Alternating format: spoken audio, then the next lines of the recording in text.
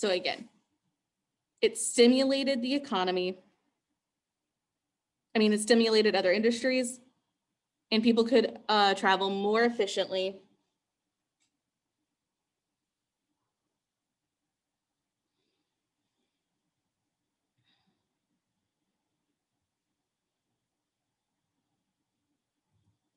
Which brings us to our next technology, steel, which is on the next section.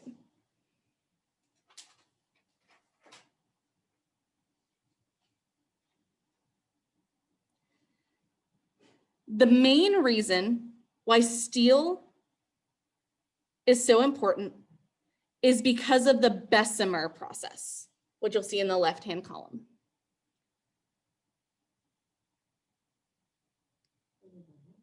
The Bessemer process was invented in 1856.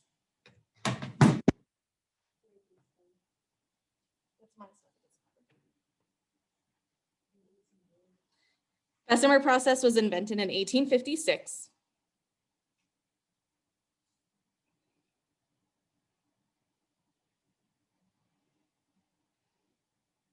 And it made steel easier and cheaper to make.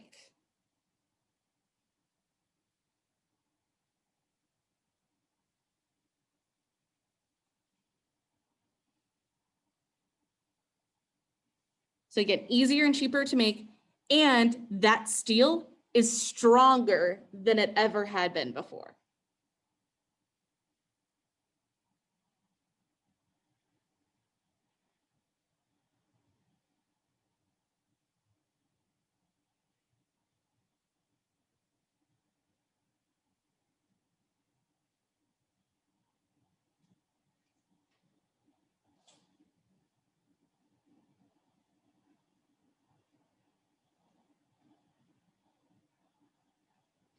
Now that America has better access to steel, a new age of building begins, truly starting off with the construction of the Brooklyn Bridge in 1883.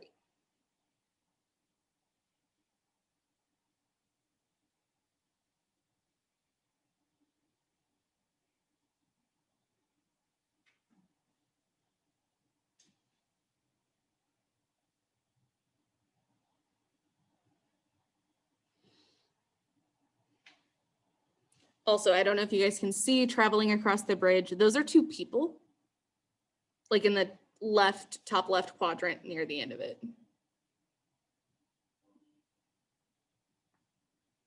Those are people.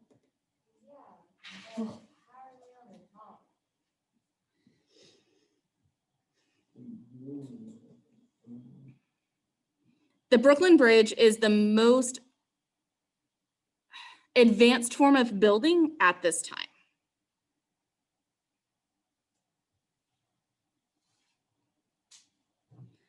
I will try to find the video, the way that immigrants literally built New York City, and the things that they did are terrifying. I'll see if I can find the, we will talk about the effects of building skyscrapers in a second. There's one of my favorite images. Also, because of this building, we also start to see the first era of the skyscrapers. You guys will see in a second.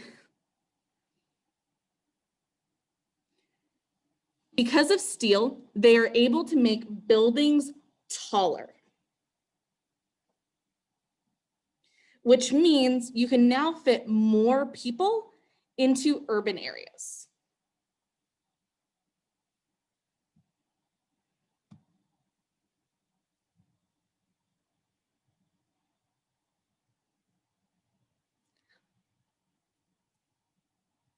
So again, now they can fit more people into urban areas because buildings can now stretch longer so they can fit more in one place. On the screen is the most iconic photo. I don't know if you guys can see how tall they are. Just casually eating lunch. No. Like it, okay, I can't look at it. It makes me too like It gives me vertigo. I hate it. So yes, this is how skyscrapers used to be made. They would be on these pieces of steel and would go very, very high. And because these skyscrapers they're built by hand, they're built by people. Yeah, I see people not enjoying this picture in the chat. A lot of people died. So the main workers of these skyscrapers are poor immigrants because they're the only ones desperate enough for money to be willing to put their bodies on the line like this. So this job specifically catered to people who would be willing to take that kind of money to put themselves at risk. Also, because it's a high risk job, they tend to get a little bit more money because you have to pay people pretty well to convince them to do that. Okay, let's not look at that photo anymore, and let's transition to the next piece of technology, which we're gonna label under energy.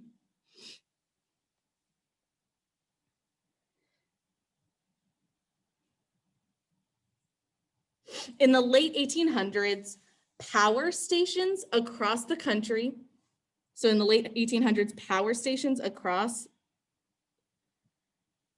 the country provided electricity for lamps, fans, printing presses, and other inventions. So it's these little power stations that provide electricity to smaller groups, like what you see in the photo on the screen. This little power station would provide electricity to everybody within a close radius. Eddie, lift your head up, please.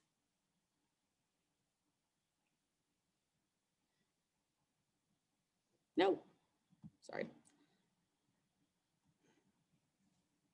As we know, Thomas Edison is an inventor from New Jersey who was able to create the light bulb. So the light bulb is invented by Thomas Edison.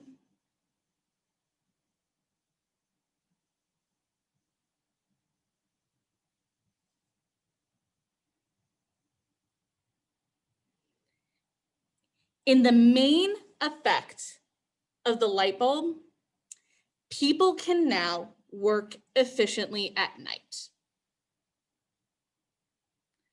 Before this, people were reliant on the sun to have productive work hours. Because you could light candles, you could do things like that, but that's not really an efficient way to be productive. So by having easy access to light bulbs and other forms of lighting up areas, this increases possible work hours.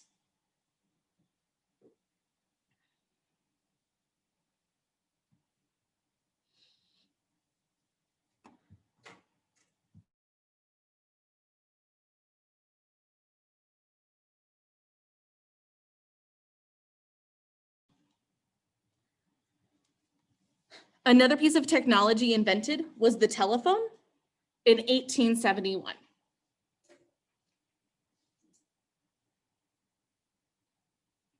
Which allows people to communicate over long distances.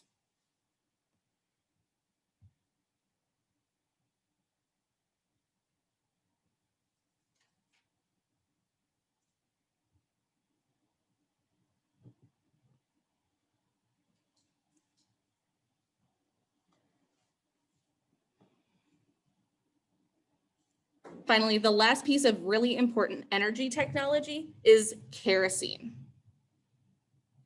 Kerosene is extracted from oil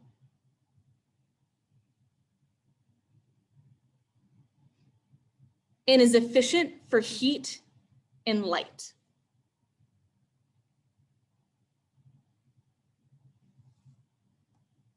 So again, kerosene is extracted from oil and is important for heating and lighting. The invention of kerosene leads to the invention of kerosene lamps, which also extend workdays.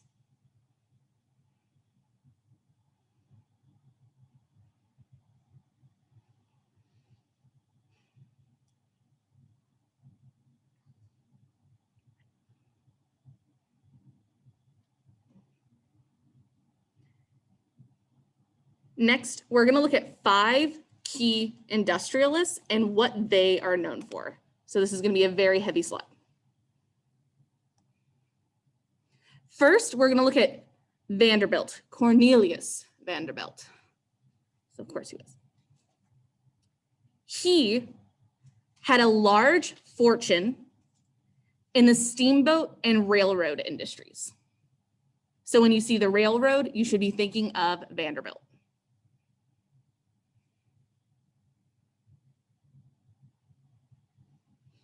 He is also the wealthiest of this group.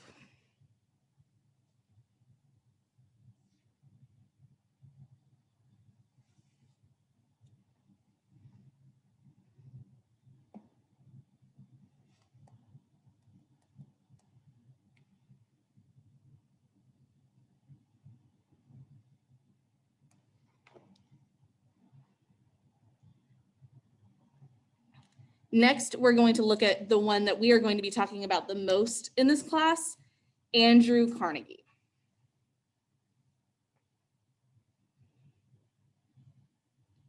Andrew Carnegie is in charge of the Carnegie Steel Corporation. So he works in steel.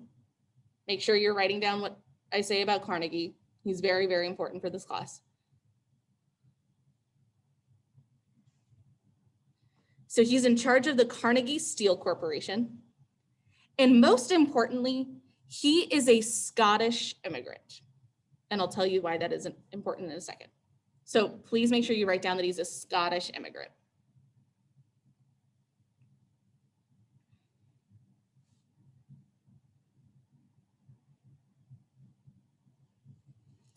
Which means he is self-made. He created his wealth out of virtually nothing.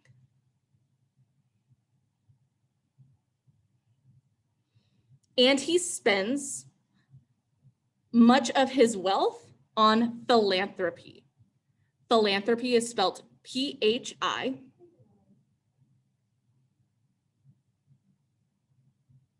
So again, he spends he spends a lot of his money on philanthropy, which is P-H-I-L-A-N-T-H-R-O-P-Y. And philanthropy is giving your money away to the poor. So it's kind of like charity.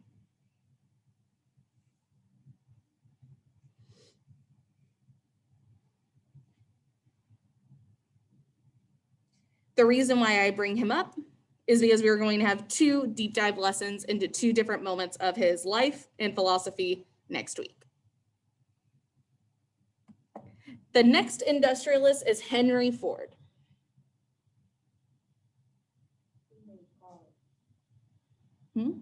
Yes. Yes, this is the Henry Ford who is in charge of the Ford Motor Company in 1903.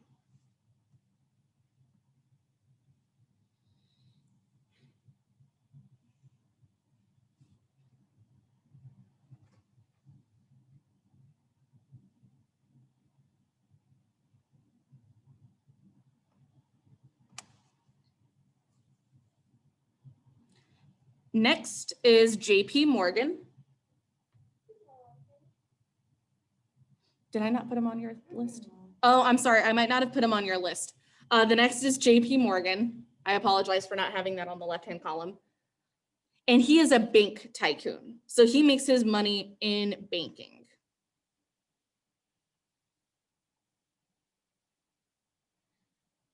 He's also the Monopoly guy.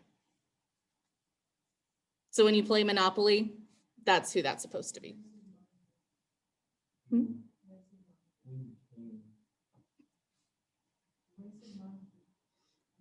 This is who the Monopoly's guy is modeled after. So he's a bank tycoon. And most importantly, he alone keeps the federal government out of a depression in 1907. So his finances keep the federal government from entering a depression in 1907.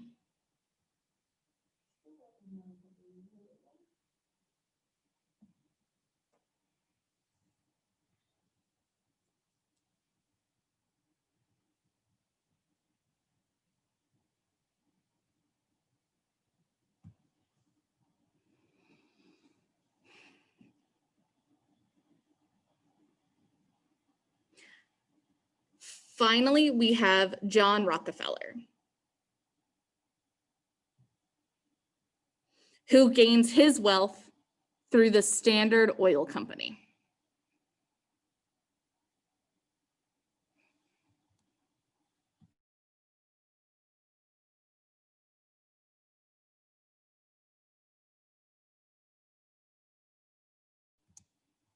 So again, Rockefeller gets his finances through the oil company.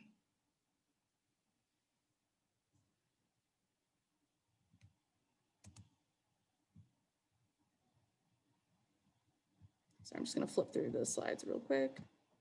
Okay.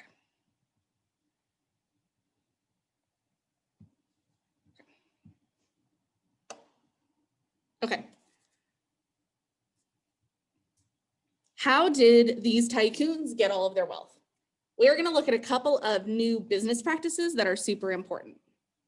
The first is the monopoly.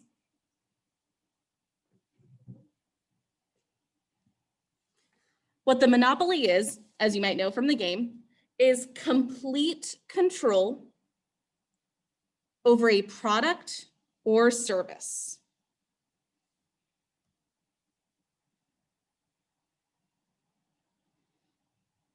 So again, if you have a monopoly, you have complete control of a product or service by eliminating the competition.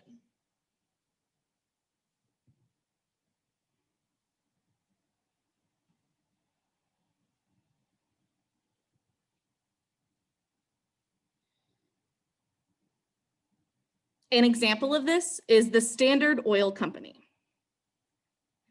Rockefeller at one time controlled 90% of the nation's oil industry, 90. So at one point, Rockefeller owned 90% of the nation's oil.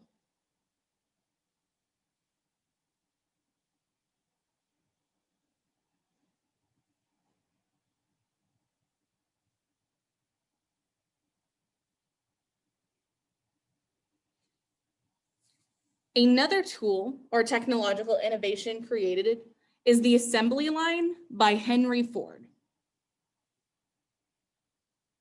So Henry Ford creates the assembly line, which allowed for mass production of complex machines.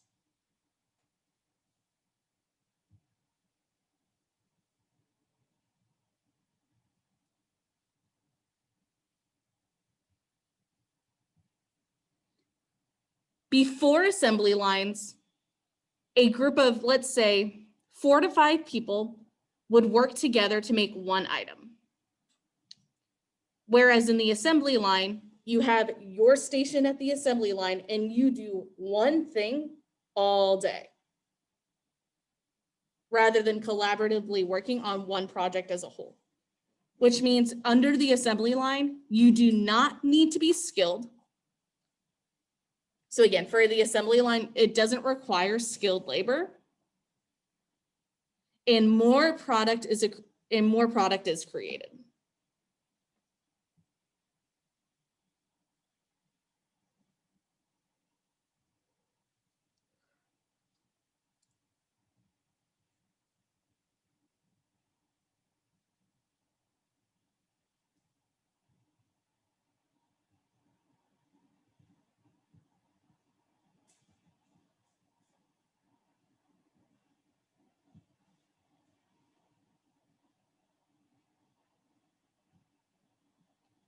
Sorry, Giovanni, I accidentally clicked the ask to unmute above you. I didn't mean to do that. All right, so now that we have these new business practices, how do these men morally justify what they are doing? Now we're going to look at some new economic philosophies.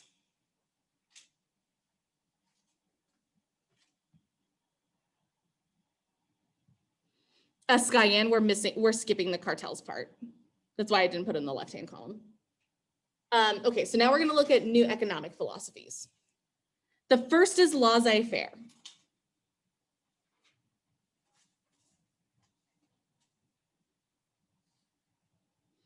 During the Industrial Revolution, the government took a laissez-faire approach, which means hands off. So the government kept its hands off of industry.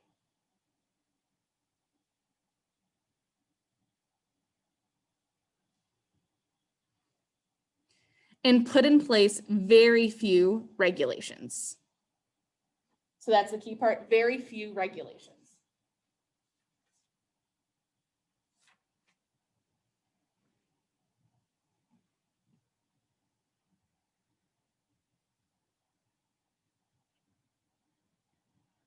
Which allowed corporations to do some pretty awful things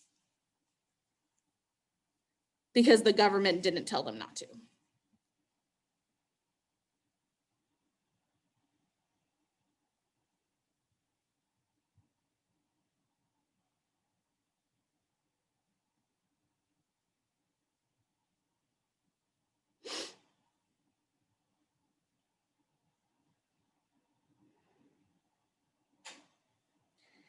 The next is a process called social Darwinism.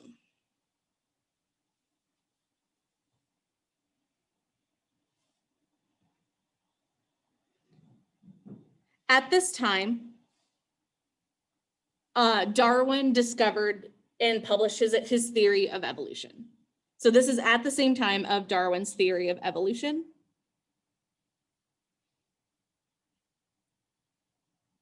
And some manipulated it into a social philosophy.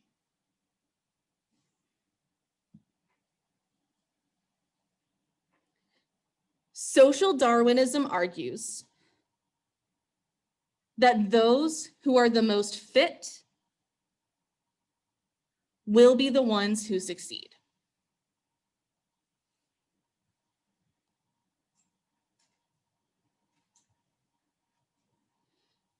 So in other words, those who deserved to be rich would be rich, and those who deserved to be poor would be poor.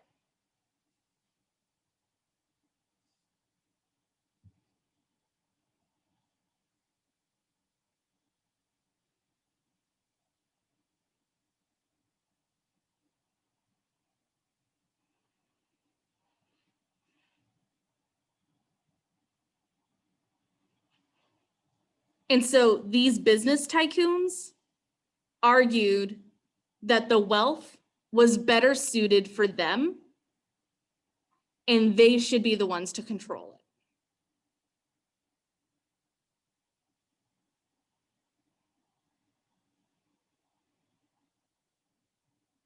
it. And I'm going to bring up our friend, Andrew Carnegie.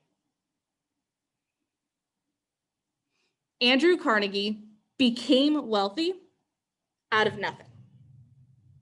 And so he believed that it was better for him to use his wealth through philanthropy to help the poor, rather than just give his workers a fair wage.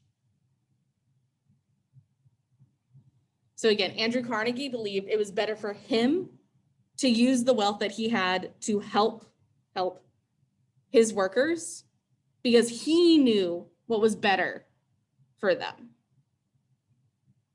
rather than just give them a proper wage.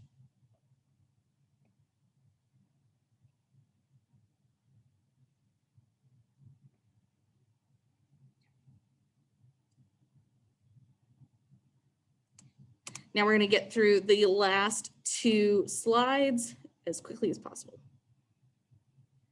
The rise of industrialism really changed American society in several ways.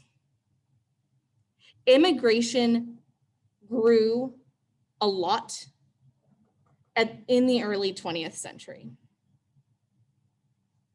And to respond to this large immigration, cities built tenements. Tenements are small, really disgusting housing for poor workers.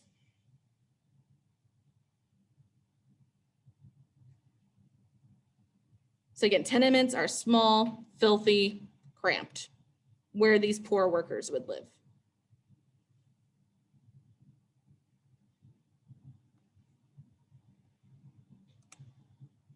In addition to this, many industries started to use child labor. By 1900, 18% of the workers in the United States are children.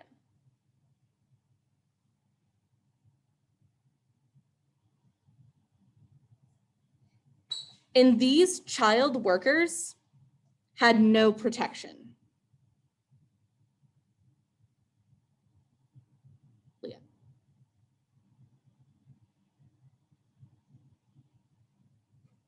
These child workers had no protection. They had to work long hours and often had the most dangerous jobs.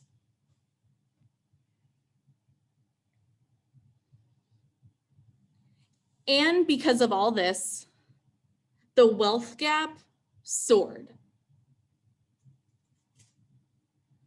which means with the wage gap or the wealth gap, the rich are becoming richer while the poor are becoming poorer. So again, the wage gap means the rich are becoming richer, and at the same time, the poor are becoming poorer.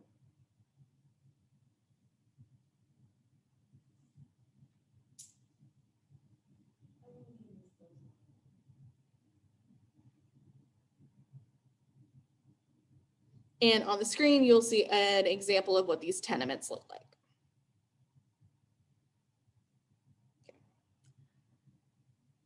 Last slide, we're going to look at immigration.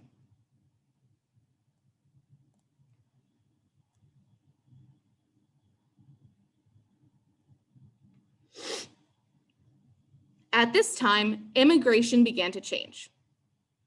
And we see the rise of new immigrants. New immigrants refer to the changing immigration into the United States. Now immigrants are coming from mostly Eastern and Southern Europe. So again, more immigrants are coming from Eastern and Southern Europe. Whereas before, most immigrants came from Western Europe.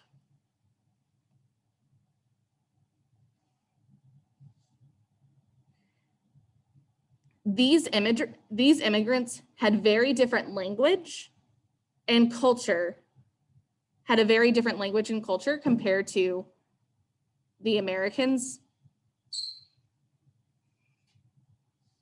And they often look different.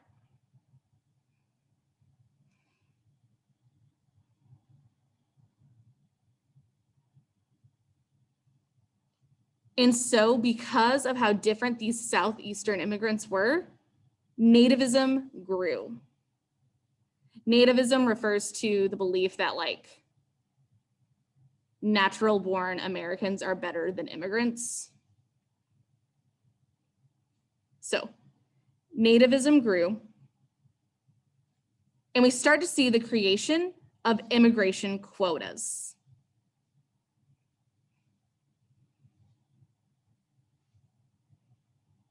Immigration quotas mean that only a certain amount of immigrants can come from certain countries.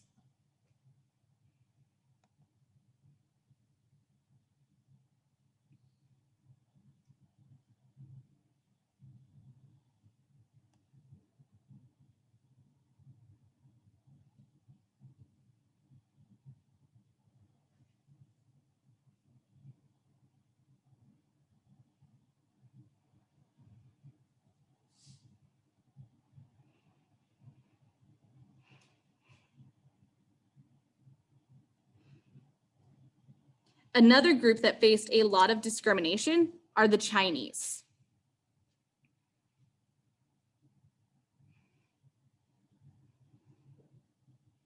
The Chinese are an interesting group of immigrants. Rather than coming to the United States to start a new life, They just came to America for work. So they would come to the United States as a temporary way to secure some financial security and then return back to China.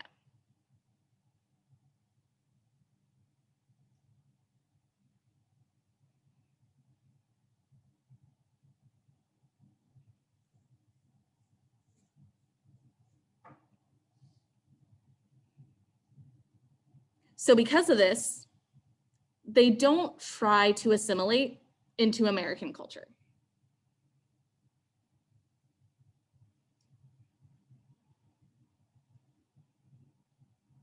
And ultimately, this culminates in the Chinese Exclusion Act of 1882.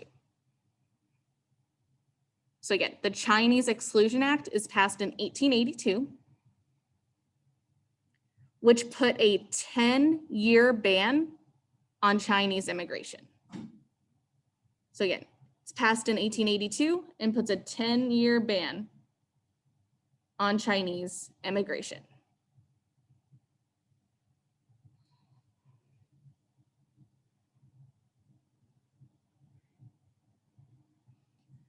We're going to stop there. That is the full lecture.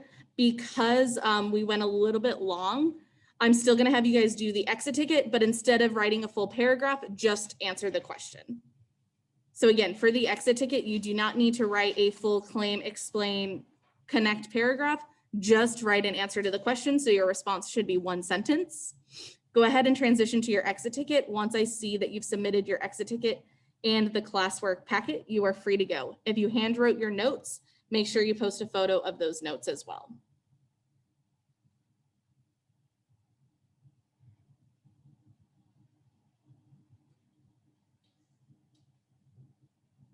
Feel free to chat me if you have any questions. Go ahead and get started on that exit ticket. Once I see your response and you submit your class packet, you are good to go. Dwayne, I just got yours. You're free to go.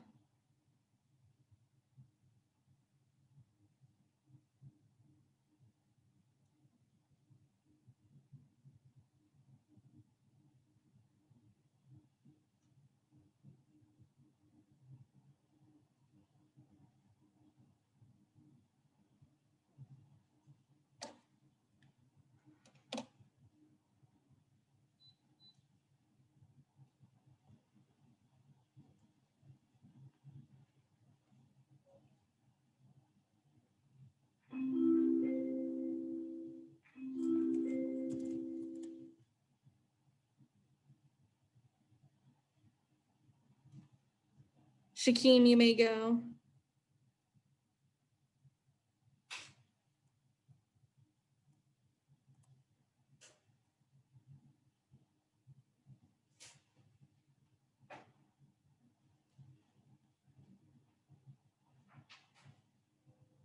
Great, I'm seeing more responses in the exit ticket. Remember to submit your classwork packet and then you'll be good to go.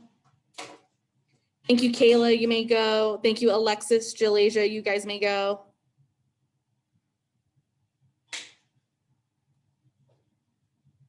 Shakeem, you're free to go.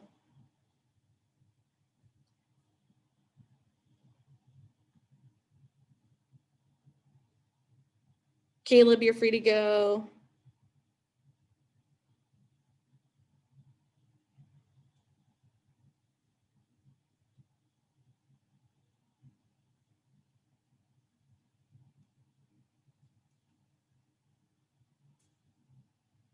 Mahmoud, you're free to go. Kayla, you're free to go.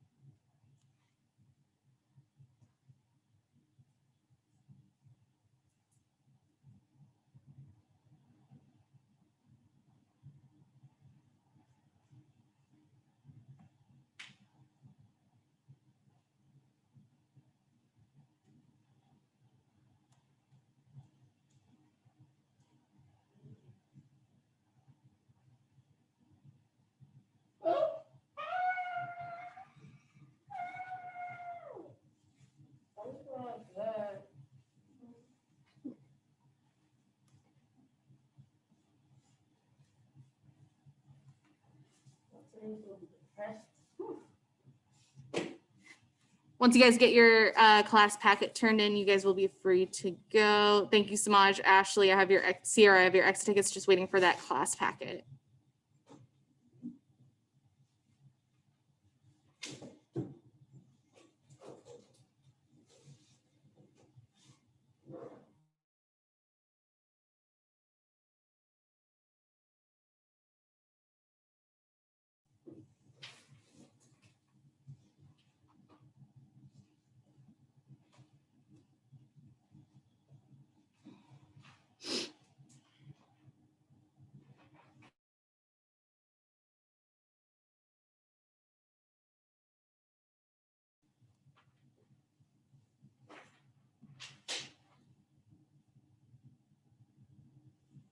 Thank you, Sierra. You may go.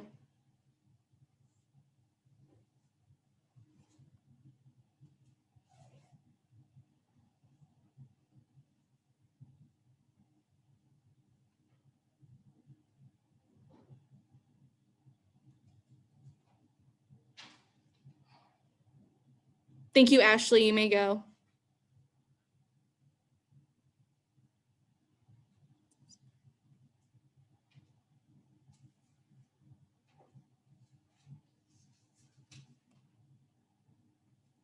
Great, Skyanne, Samaj, and Shakweja, once you guys submit your class notes, you guys are free to go.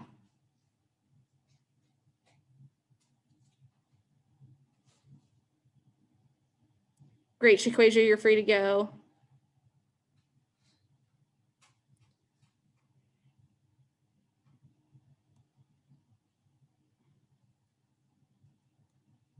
Skyanne, you're free to go.